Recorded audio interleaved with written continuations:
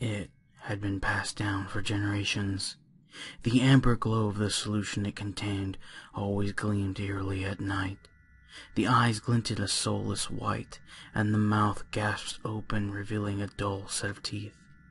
In my family, whoever is in the possession of the jar is the one who decides whom it is next to inherit it. I received the fiendish atrocity from my grandfather. Since it was the only thing he left for me, I couldn't possibly bring myself to get rid of it.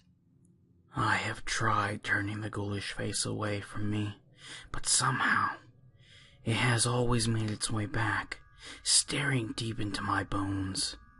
I'll turn it facing the wall and go back to grading homework submissions.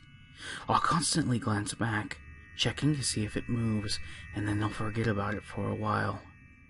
It's only when I've just finished grading the papers that I turn to get up from the seat that I've firmly melded to. I see it, and its gaping carp face, the hair swaying in the liquid as if it had just whipped around. I wanted to smash it, to unscrew the lid and dump out the contents and light it aflame. I don't know whose head it was. No one did. In fact, the story goes that the jar found itself at the door of my family 7 generations ago. It was said to be snowing that night, and that a thin, powdery layer had already settled itself upon the jar's lid. I had heard the story hundreds of times, and as a kid, the thing always gave me nightmares. I would go just outside of town, where my parents would drop me off to stay a couple of weeks at my grandfather's home.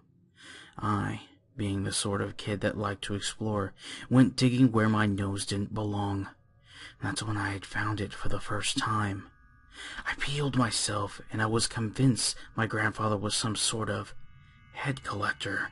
I imagined that there must have been hundreds of those jars stashed away somewhere. I never went near that spare room again. When my grandfather heard the news, he knew it was only a matter of time before he had to choose someone to pass the jar down to. Cancer would be the end of him, and he seemed happy that he would be leaving. Perhaps his happiness was inspired by the known absence of the jar, knowing that he wouldn't have to look into those sunken white orbs ever again. I can't get rid of it, even if the rampant thoughts racing through my mind scream to me to destroy it, dispose of it. It's the only thing of my grandfather. And it frightens me, but also intrigues me, how it always looks similar to how he looked just before he died. Hey you, Ghostpaw here, and I just wanted to take a moment to say thank you so much for watching. I also wanted to give a big shout out to Liam Sinestra for all of her amazing work and contribution to this channel. It really means a lot to me, and it would mean even more to me if you went to her Quarter page and showed her some love. As always, don't forget to hit that like button, share with your friends, leave me a comment, and be sure to subscribe so you can catch more of my spooky tales. Then remember, when you see the moon, howl. Oh!